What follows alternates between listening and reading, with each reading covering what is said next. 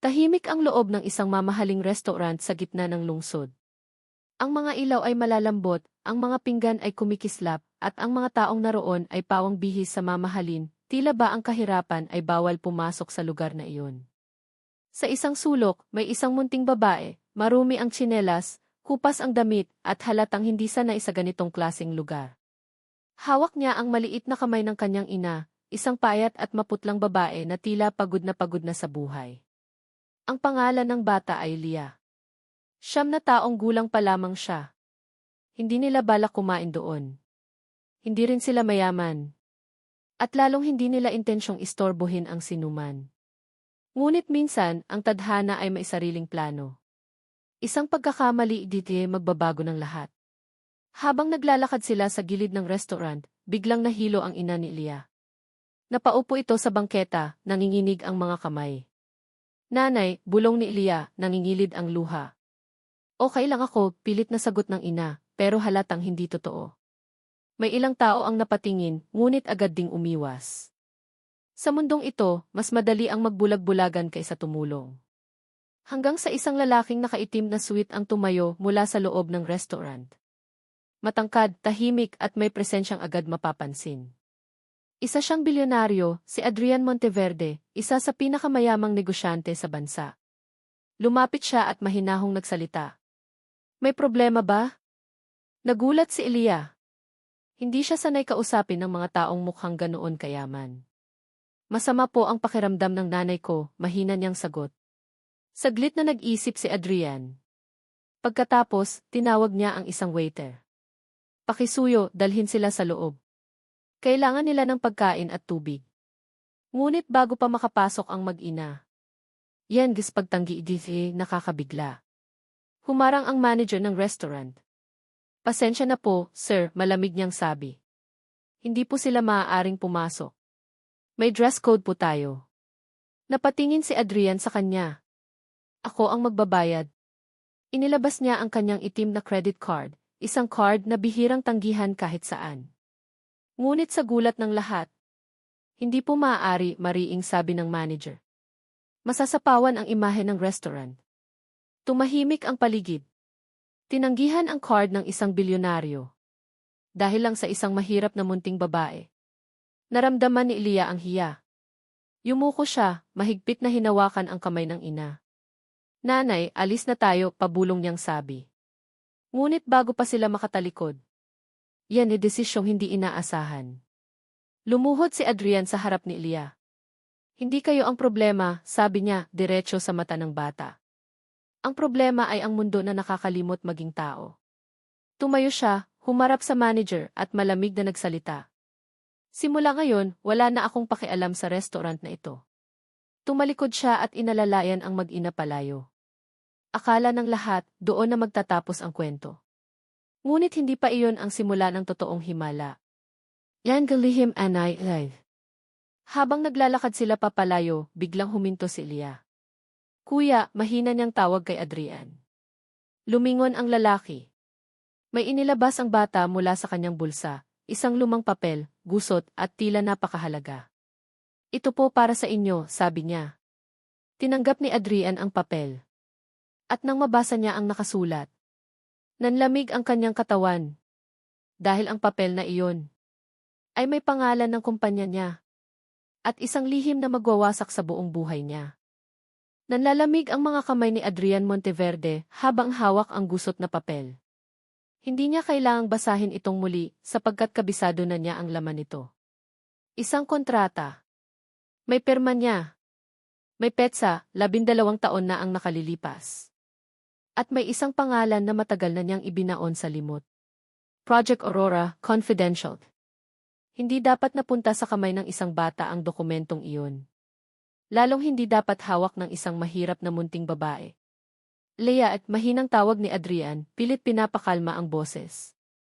Saan mo nakuha ito? Nagkatinginan ang mag-ina.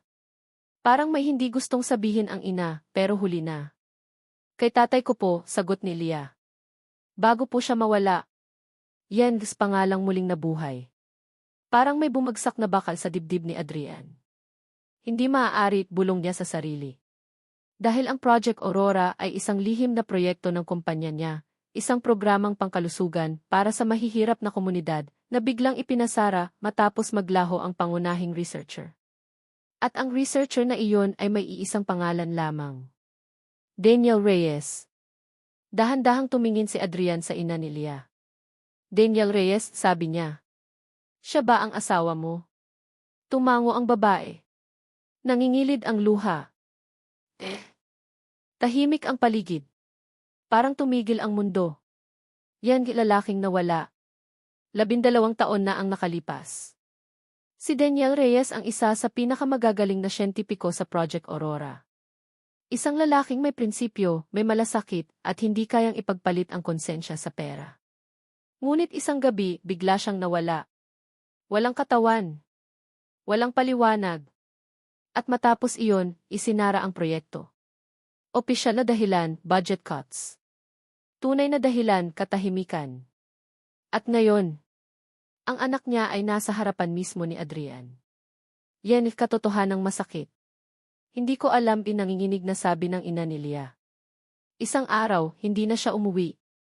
Iniwan niya lang ang papel na iyan at sinabing. Kapag dumating ang tamang oras, may makakaintindi. Napaupo si Adrian sa bangketa. Ang lalaking sanay magdesisyon ng milyon-milyong piso ay ngayon walang masabi. Ako ang pumirma sa pagsasara ng proyekto, aminado niyang sabi. Pero hindi ko iniutos ang pagkawala ng asawa mo. Tahimik si Leah, ngunit matalim ang tingin. Pero kayo po ang may kapangyarihan, sabi niya. Kapag may nangyari sa tatay ko kaya niyo po sanang pigilan. Tumagos ang mga salita ng bata. Isang alok hindi sapat. Sumama kayo sa akin, biglang sabi ni Adrian. May bahay ako, doktor, pagkain, lahat. Umiling ang ina ni Leah. Hindi namin kailangan ng awa, sagot niya. Ang gusto lang namin ay katotohanan. Tahimik si Adrian. Kung ganoon, sabi niya sa wakas. Ako mismo ang maghahanap. Pagbalik sa mansyon. Kinagabihan, nasa loob ng napakalaking mansyon si Adrian kasama ang mag-ina. Unang beses pumasok si Leah sa isang lugar na ganoon kalaki, pero wala siyang paghanga sa mata. Sa halip may tanong. Kuya Adrian, bigla niyang sabi habang nakatingin sa chandelier. Kung mayaman po kayo, bakit parang malungkot kayo? Natigilan si Adrian. Dahil may mga desisyong kahit pera hindi kayang burahin, sagot niya. Lihim and file. Pumasok si Adrian sa kanyang pribadong opisina. Binuksan niya ang lumang server, mga file na matagal nang hindi ginalaw. Isang folder ang lumitaw. Reyes, status, suppressed. Nanlaki ang mata niya. Suppressed, bulong niya. Ibig sabihin, sinadya. Yan taong ayaw magising nakaraan. Habang binubuksan niya ang file, biglang tumunog ang kanyang telepono. Isang tawag mula sa board member ng kumpanya. Adrian, malamig na boses. Nabalitaan naming kasama mo ang pamilya ni Daniel Reyes. Alam mo pala, sagot ni Adrian. May mga bagay na mas mabuting manatiling nakalibing, babala ng kausap. Huwag mong sirain ang sarili mong imperyo. Pinatay ni Adrian ang tawag. Ngayon, malinaw na sa kanya. Hindi aksidente ang lahat. Yan, desisyon ng isang bata. Kinabukasan, maagang gumising si Leah. Tahimik siyang lumapit sa opisina at nakita si Adrian na gising pa rin, napapalibutan ng mga dokumento. Kuya, sabi niya. Kung delikado po ito, pwede naman po kaming umalis. Tumingin si Adrian sa kanya. Hindi matatag niyang sagot. Matagal na akong tumatakbo palayo sa katotohanan. Ikaw ang nagbalik sa akin. Ngumiti si Leah, isang ngiting may lungkot pero may tapang. Kung ganoon, sabi niya, hindi po ako aalis. Yan, simula ng ganti. Sa unang pagkakataon sa kanyang buhay, hindi negosyo ang inuuna ni Adrian, kundi konsensya. Ipinatawag niya ang isang pribadong investigator. Binuksan muli ang Project Aurora. At sinimulan ang paghukay sa mga taong may interes na patahimikin si Daniel Reyes. Ngunit habang lumalalim ang investigasyon, mas lalong nagiging malinaw ang panganib. Isang babala, si gabi. Habang natutulog ang mag-ina, may dumating na sobre sa gate ng mansyon. Walang pangalan. Walang address. Isang mensahe lamang. Itigil mo na ito, Adrian. O ang bata ang susunod. Nanlaki ang mata ni Adrian. Napakuyom ang kanyang kamao. Hindi na lang ito tungkol sa nakaraan. Ito na ay tungkol sa buhay ng isang munting babae. Hindi nakatulog si Adrian Monteverde buong gabi. Paulit-ulit sa isipan niya ang mensaheng iniwan sa gate ng mansyon. O ang bata ang susunod. Sa unang pagkakataon sa loob ng maraming taon, nakaramdam siya ng takot, hindi para sa sarili, kundi para sa isang munting batang minsang tinanggihan ng mundo. Yan desisyong hindi diti pwede urungan. Madaling araw pa lang ay tinawagan na ni Adrian ang kanyang head of security. Walang lalabas ng bahay na ito, mariin niyang utos. Dagdagan ang gwardiya. Lahat ng galaw ni Elia at ng ina niya, ako ang may pahintulot. Sir, nag-aalin lang ang sagot ng tauhan. Kung totoo ang banta, ibig sabihin, kalaban natin ay tao sa loob ng sistema. Napapikit si Adrian. Iyan na nga ang kinatatakutan ko. Yan pagising din kay Dad. Samantala, sa itaas ng mansyon, dahan-dahang nagising si Elia. Tahimik siyang umupo sa kama, hawak ang lumang bag ng kanyang ama. May pakiramdam siya. Isang bigat sa dibdib na hindi niya maipaliwanag. Lumabas siya ng kwarto at nakita si Adrian sa sala. May hawak na baril, isang bagay na hindi pa niya kailanman nakita sa kamay ng lalaki. Kuya Adrian, mahina niyang tawag. Napalingon si Adrian, agad itinago ang baril. May masamang mangyayari po ba? Tanong ng bata, diretso sa mata. Hindi sumagot agad si Adrian. Hindi niya kayang magsinungaling sa batang iyon. May mga taong ayaw lumabas ang katotohanan, tapat niyang sabi. Pero hindi ko hahayaang saktan kanila. Lan galihim ng Bethany. Sa unang pagkakataon, nagsalita ang ina ni Elia nang may bigat sa boses. Adrian, sabi niya. May hindi pa ako nasasabi. Tumahimik ang lahat. Bago mawala si Daniel, sinabi niya sa akin na kung may mangyari sa kanya, huwag kaming lalapit sa pulis, sa media, o sa korte. Bakit? Tanong ni Adrian. Dahil, nanginginig niyang sagot. Kasama raw sa Project Aurora ang mga taong mas makapangyarihan pa sa batas. Paglabas ng pangalan. Ilang oras ang lumipas, dumating ang pribadong investigator.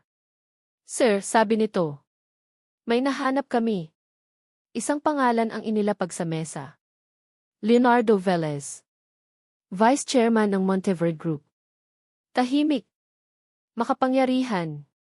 At pangunahing naglobby noon para isara ang Project Aurora. Nanigas si Adrian. Siya ang kanang kamay ng ama ko, bulong niya. Kung siya ang nasa likod nito, ibig sabihin, ang sarili kong pamilya ang kalaban ko. Yan is katapangan ng isang bata. Habang nag-uusap ang matatanda, tahimik na nakikinig si Elia. At bigla siyang nagsalita. Kuya Adrian, sabi niya. Kung natatakot po kayo, pwede na po kaming umalis. Tumigil ang lahat. Hindi ako natatakot para sa sarili ko, dagdag niya. Sanay na po akong mawalan. Pero kayo, marami kayong mawawala. Napayo ko si Adrian. At ikaw, tanong niya. Hindi ka ba natatakot? Umiling si Elia. Kung natakot po si tatay, hindi niya kayo bibigyan ng papel. Yan pagtatangkang patahimikin sila. Kinagabihan, habang nasa gitna ng hapunan, biglang namatay ang ilaw sa buong mansyon. Blackout, sigaw ng isa sa mga gwardiya. Sa loob ng ilang segundo, may pumutok na salamin. Protektahan Gens bata, sigaw ni Adrian. Agad niyang tinakpan si Elia, niyakap ng mahigpit habang ang ina ay itinago ng security. Isang bala ang tumama sa pader, ilang pulgada lang ang layo sa ulo ni Elia. Hindi ito babala, sigaw ni Adrian. Ito ay tangkang pagpatay. Yan paglilipat desiligtas and lugar. Matapos ang insidente, mabilis na inilabas si Elia at ang ina sa isang safe house sa labas ng lungsod. Habang nasa sasakyan, mahigpit ang hawak ni Elia sa kamay ni Adrian. Kuya, bulong niya. Kung may mangyari po sa akin, huwag niyong itigil. Tumulo ang luha ni Adrian. Walang mangyayari sa'yo, mariin niyang sagot. Dahil ngayon personal na ito. Yan pagbalik nakaraan.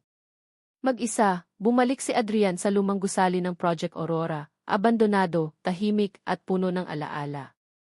Sa isang sirang kabinet, may natagpuan siyang hard drive. Nang buksan. Mga video. Mga eksperimento. At isang huling mensahe. Video ni Daniel Reyes. Yan yung mensahe ng isang busy. Kung pinapanood mo ito, sabi ni Daniel sa video. Ibig sabihin, hindi na ako ligtas. Napaupo si Adrian. Ang Project Aurora ay hindi lang tungkol sa gamot, patuloy ni Daniel. Ito ay tungkol sa pagkontrol. May mga taong gustong gawing sandata ang kaalaman. Huminga siya ng malalim. Adrian, kung ikaw ang nanonood nito, sana hindi ka pahuli. Yan, pangako. Bumalik si Adrian sa safe house, dala ang hard drive. Tinipon niya ang mag-ina at sinabi ang buong katotohanan. Hindi ko na ito itatago, sabi niya. Ipapalabas ko ang lahat, kahit sirain nito ang pangalan ko. Tahimik si Leah. Pagkatapos, lumapit siya at niyakap si Adrian. Salamat po, sabi niya. Hindi dahil mayaman kayo kundi dahil pinili niyo kaming ipaglaban. Umuugong ang balita sa buong lungsod. Bilyonaryong Adrian Monteverde, ginawang warrant ng pagkakaaresto. Sa loob ng ilang oras, ang lalaking minsang itinuturing na huwaran ng tagumpay ay biglang naging target ng galit, sismis at duda. Ngunit higit pa sa galit ng publiko. Ang mas mabigat ay ang katotohanang ang kalaban niya ay nasa loob mismo ng kanyang dugo. Yan pagdating ng AFIC Police. Madaling araw nang dumating ang mga pulis sa mansyon. Adrian Monteverde, mariing sabi ng hepe. Inaaresto ka namin sa kasong obstruction of justice, illegal possession of classified data, at conspiracy. Tahimik na itinaas ni Adrian ang kanyang mga kamay. May pahintulot po ba kayong pumasok? Kalmado niyang tanong. Ipinakita ang warrant. Ngunit bago pa siya makalapit, isang boses ang sumigaw mula sa hagdan. Huwag! Si Elia. Nakapiyama, nanginginig, ngunit matatag ang mga mata. Kung kukunin niyo po siya, sabi ng bata. Dapat niyo munang pakinggan ang totoo. Nagkatinginan ang mga pulis. Hindi sila sanay makakita ng batang may ganitong tapang. Yan desisyong magpakulong. Lumuhod si Adrian sa harap ni Elia. Makinig ka sa akin, mahinahon niyang sabi. Kailangan kong sumama sa kanila. Pero bakit po, umiiyak na tanong ni Elia. Masama po ba kayo? Umiling si Adrian. Hindi, sagot niya. Pero minsan kailangan mong magpakulong para makalaya ang katotohanan. Mahigpit siyang niyakap ni Elia. Babalik po kayo, tanong ng bata. Pangako, sabi ni Adrian. Kahit masira pa ang buong mundo ko. Yan pagtatapos ng isang pagkakaibigan. Habang isinusuot ang posas, lumapit ang head of security. Sir, pabulong niyang sabi. Sigurado na po kaming si Leonardo Velez ang nasa likod ng lahat. Pero malakas po ang impluwensya niya. Ngumiti ng bahagya si Adrian. Mas malakas ang katotohanan, sagot niya. Siguraduhin mong ligtas si Elia. Laloob ng selda. Sa kulungan, tahimik na naupo si Adrian. Isang bilyonaryo sa loob ng bakal, isang eksenang hindi niya kailanman inakala. Sa kabilang selda, may isang matandang lalaki ang nagsalita. Alam mo ba, sabi nito. Maraming mayaman ang napunta rito pero ilan lang ang umalis na buo ang konsensya. Napangiti si Adrian. Hindi ako narito para sa sarili ko, sagot niya. Narito ako para sa isang bata. Hakbang inay Leonardo Velez. Samantala, sa isang marangyang opisina. Tahimik na pinapanood ni Leonardo Velez ang balita. Nakuha na siya, sabi ng assistant. Ngumiti si Leonardo. Magaling, sagot niya. Ngayon burahin na natin ang natitira. Paano po ang bata? Saglit na tumigil si Leonardo. Ang mga batang nakakaalam ng sobra lumalaki bilang problema. Yan tapang ng isang bihin. Sa safe house, naramdaman ng ina ni Elia ang panganib. Leah, mahigpit niyang sabi. Kailangan nating umalis. Hindi po, mariing sagot ng bata. Hindi po natin pwedeng iwan si Kuya Adrian. Tahimik ang ina. Alam mo bang maaaring mamatay ang mga taong lumalaban, tanong niya. Tumingin si Leah sa kanya. Alam ko po, sagot niya. Pero mas masakit pong mabuhay na duwag. Yan desisyong hindi inaasahan. Gabi iyon nang gawin ni Elia ang bagay na hindi inaakala ng sinuman. Tahimik siyang pumasok sa silid kung saan nakatago ang hard drive ni Daniel Reyes. Binuksan niya ang laptop. May isang folder na hindi pa nabubuksan. I brave enough. Nanginginig ang kamay niya. Sa loob. Mga video. Mga pangalan. Mga account number. At isang huling mensahe ng kanyang ama. Mensahe ng isang VC kanyang anak. Anak, sabi ni Daniel Reyes sa video. Kung pinapanood mo ito, ibig sabihin, mas matapang ka kaysa sa akin. Tumulo ang luha ni Elia. Ang katotohanan ay hindi para sa lahat, patuloy niya. Pero kung pipiliin mong ilabas ito, siguraduhin mong handa kang mawalan. Huminga ng malalim si Elia. At kung handa ka na, dagdag ni Daniel. Pindutin mo ang send. Iyan paglabas ng katotohanan. Isang click. Sa loob ng ilang minuto, pumutok ang balita. Project Aurora exposed. Leonardo Velez, utak at likod ng illegal human experiments. Daniel Reyes, pinatahimik. Sumabog ang social media. Naglabasan ang ebidensya. Nag-ingay ang publiko. At sa gitna ng lahat, isang pangalan ang paulit-ulit na binabanggit. Leo Reyes. Yan pagbalik ng katotohanan is kulungan. Sa selda, narinig ni Adrian ang sigawan ng mga gwardiya. Monteverde, sigaw ng isa. Lumabas ka. Ipinakita sa kanya ang balita. Nanlaki ang mata niya. Si Elia, bulong niya. Yan pagkabagsak ng isang halimaw. Inaresto si Leonardo Velez kinabukasan. Sa unang pagkakataon, nakita ni Adrian ang takot sa mga mata ng lalaking minsang kinatakutan niya. Hindi pa tapos ito, banta ni Leonardo. Ngumiti si Adrian. Tapos na, sagot niya. Dahil hindi mo inasahan ang isang bata. Yan despresyo ng katotohanan. Ngunit hindi lahat ay masaya. Dahil matapos ilabas ang katotohanan. Nawala ang kayamanan ni Adrian. Na-freeze ang mga account. Bumagsak ang kumpanya. Isa na lang siyang pangalan na may prinsipyo. At sa isang tahimik na silid, naghintay si Elia. Tahimik ang umaga sa labas ng kulungan. Walang sigawan. Walang kamera. Walang ingay ng mundo.